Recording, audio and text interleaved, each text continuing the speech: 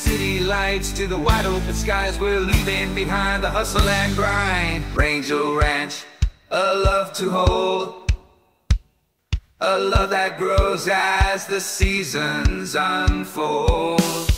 Rangel Ranch, we're on our way. Well, finally summer's here, and we noticed because, man, it's so humid and hot. I don't know, it's... That was not necessary. Rangel Ranch, we're on our way. Well, we got our first beetle of 2024. This is I like to call it milestone because it represents for me the initiation, the start for one of the best part, or the first part of the Rangel Ranch empire. New empire! Your new empire? Okay. So our first beetle is, for me, a milestone. 2024. This is the first one of billions that we're going to have here. Okay, look at his face. He's a male. How do I know it's a male? Because it has a particular smell. Doesn't smell bad, doesn't smell great, but it has a smell. So when they smell, they're male. So I set up this colony bucket. I put some food, and there he is. And a funny fact, you see this? That's stain. That's their pee. The male, when it feels threaded, they pee. And that's the smell, and that stains like brownish. That's why I use gloves when I'm working with them. You know, nothing happens, but just I don't like it. But yeah, he's by itself right now. Let's wait until this fills up. Rangel Ranch, place to call home. Hi, welcome back. Well, after being soaked, now I'm a little bit refreshed. Okay, I want to show you something today. My progress in the worm farm. If you can see here, this is how I put all the pupas that are developing, let's say, to become a beetle. I put them all together. I formed the colony. I formed the colony first. I put this so when the beetles are born, they can be down here. We see we got no beetles yet because this is still on development to become a beetle. Okay, this is our first colony. If you can see, there's a lot of beetles, but no, wait, that's not all. Look at here. Look at underneath this. You see this? Okay, you see this? You see this? My God, there's hundreds, if not thousands of them. Okay, there's some things that I have to be aware of when I see this type of beetles. If we can see here, let me check here. This is a beetle that it has not formed the wings good. You know, let's show you ones that worse. Most of them are great. Most of them are great, but let's see this one. You see how it didn't skin out this part, and you know why that is? Because it's lack of humidity here. So what tells me it is, look at this one too. You see this one too? And where? Here? Oh yeah, look at this one. This one is worse. Look at this one. You see? They didn't skin out completely or not. So that means that it needs, the area needs more humidity. This been 2 weeks that it's been cold. We had several, even though it's summer or almost summer, because by the time I'm recording, it's still spring. But summer's a couple of weeks away. But it still comes some cold fronts, even though we are in central North Florida. We're just in the border of Georgia. We get some cold fronts. So one fell. Give me a minute. Oh, what beetle fell? Okay. This beetle escaped. So that's why I put the covers here so they don't escape. Or sometimes I put the cover because some spiders get one, grab one, and steal one. So we put this cover so they don't do that. So I was saying that because still is some cold fronts come south, they bring no humidity, and when they get hatched or skinned with zero humidity, that's what happens. They need the humidity. So we need to, when we move these guys to the shed that we're building, we're going to have all the equipment for the temperature and humidity. Okay, they have to be at least 70-80% humidity. It's normal in summertime, so the machine would be not working, so it will be off.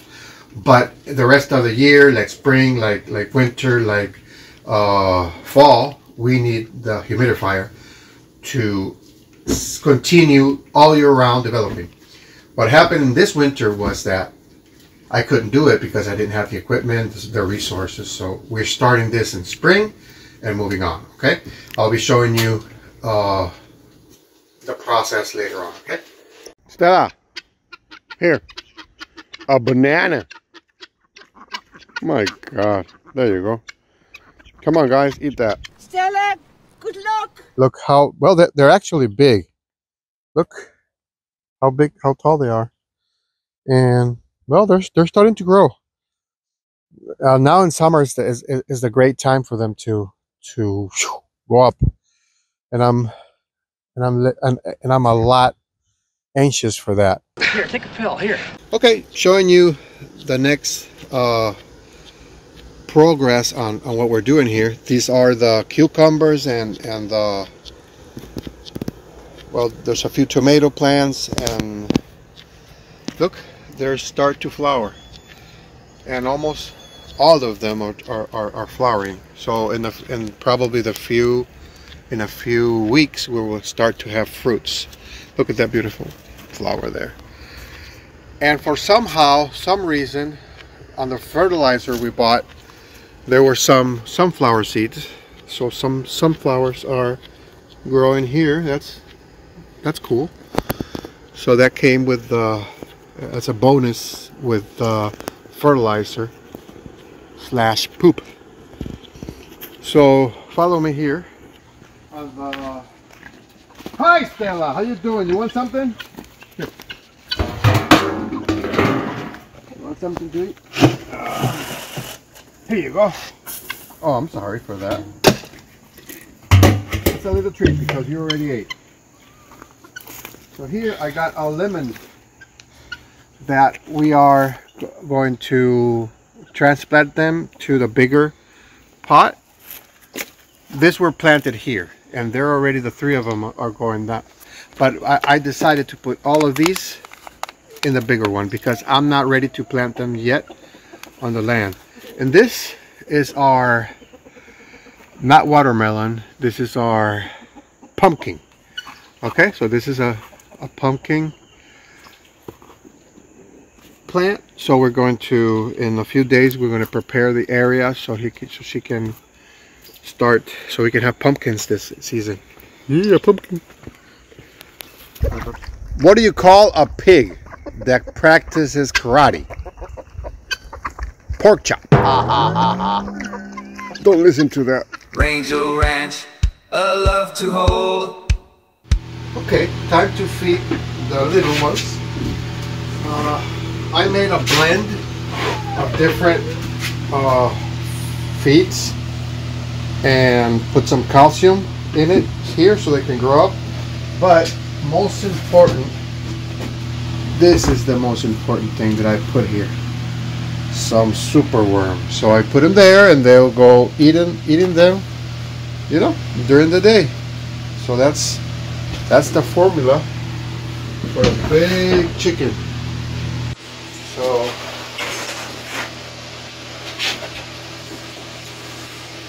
I feed them with that.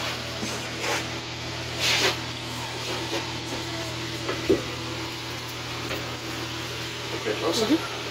Hey, girls, how you doing? Nice Thanksgiving. How you doing, girl? He's changing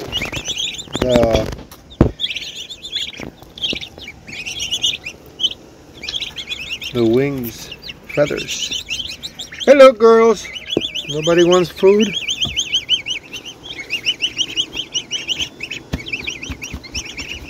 Okay.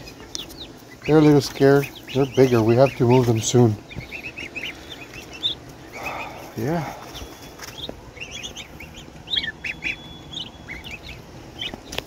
There's something I want to show you here, that we're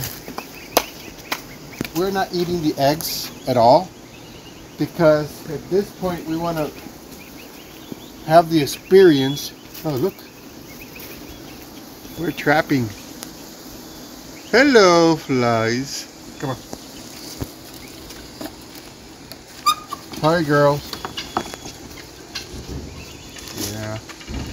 So we're in the process now that letting the hens sit on their eggs, brood, so they can have. Look at all those eggs over there. My goodness Christ! I don't know if I'm doing the right thing or not, but look how many eggs we got over there. My goodness, I don't know.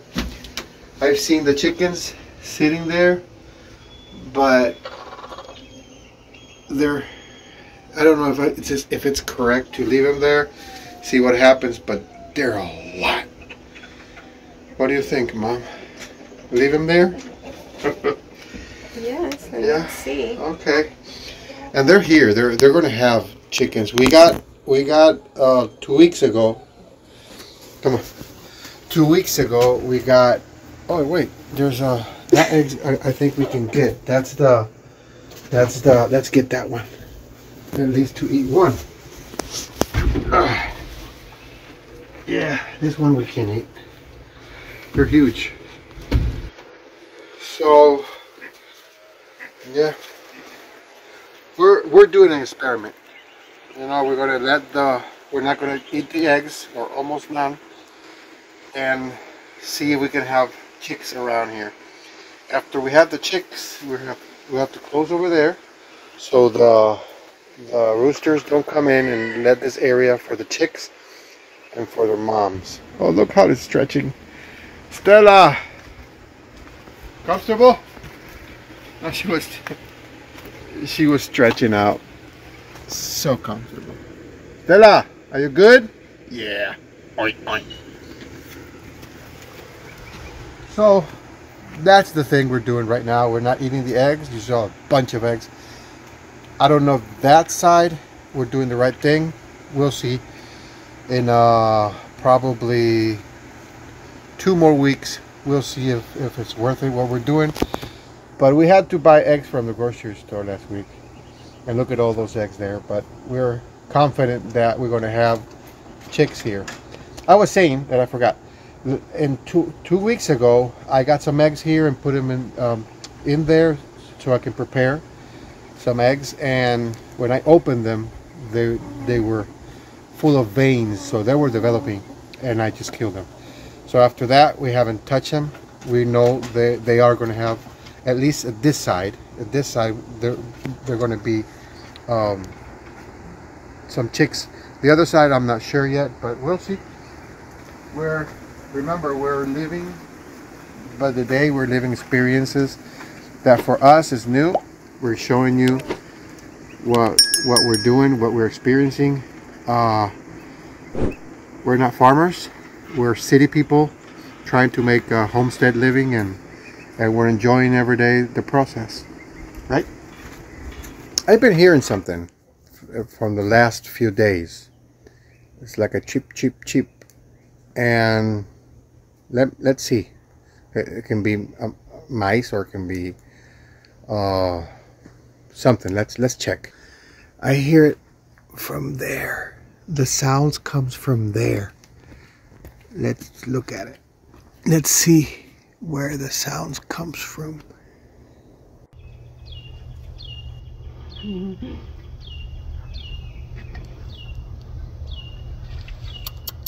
¿Qué tal?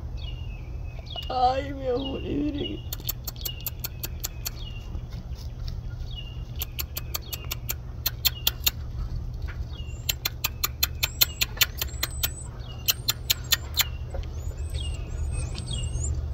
Rangel Ranch, a love to last. As you guys know, on my previous videos, I thought I lost the battle with the land and with my family. I thought I was disappointing them, and I thought that was my last month in the land, because the numbers were not positive. Because all the planning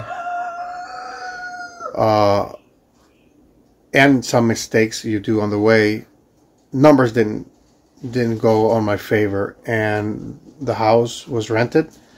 That helped me with the mortgage and with some other stuff. It was rented all furnished, and that gave me a little more income than a normal house without furnishing.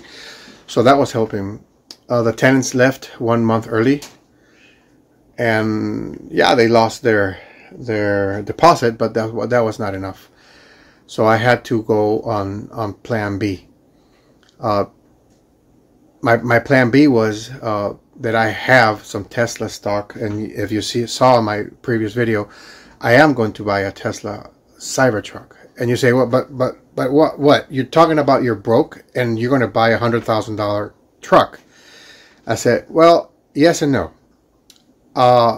You have to plan things, and every plan is separated. You can mix the plans, but one can help the other one. So let's make an example. I was broke on my family side. I didn't have the income necessary to continue with the debt I had. So I had on Tesla stock the money to the Cybertruck that I was saving for 5 years. So I have my car money different as my life money, you know. And actually, a few months ago, I stopped putting money on Tesla because I didn't have the income to do it. So what I was doing is killing the chance to have my Cybertruck, eating the money that I saved on the Cybertruck to save my house. So if that doesn't change, I'm going to eat all the money of my Cybertruck, not have a Cybertruck, and go bankrupt anyway. So that's the thing. You have to plan things, you know, and I'm going to say some quotes on this part of the videos. You know, there's quotes from Margaret Thatcher. She was a Prime Minister of England in the past, and I learned a lot from her, and I got inspired from her. She says, you may have to fight battles more than once to win. That's right. We've been doing it for a year, fighting battle after battle. And, well, at the end of this battle, I've won. The house was sold. And thanks, I'm going to shout out to my agent that helped me on this battle. He got the big guns, and he has the good team that helped me fast at the last week. And I'm not exaggerating. If we didn't sell the house when we did, I would not be able to have my Cybertruck, and had to spend a lot of money on things that I was working on. You know, my projects here in the land. So selling the house was something that I had to do. I couldn't have a no. And he helped me, and his team helped me accomplish that. And I'm very grateful for Robert I'm going to show here on the screen. So I highly recommend him, and his team are professionals. And there's another quote I use a lot, and I use it on my day-to-day life. You know, you plan your work day and every day, then work your plan. So I did that, and I do that. Everything I have here is a plan. Everything relies to another thing. So that's why when I talk about vertical integration, that means that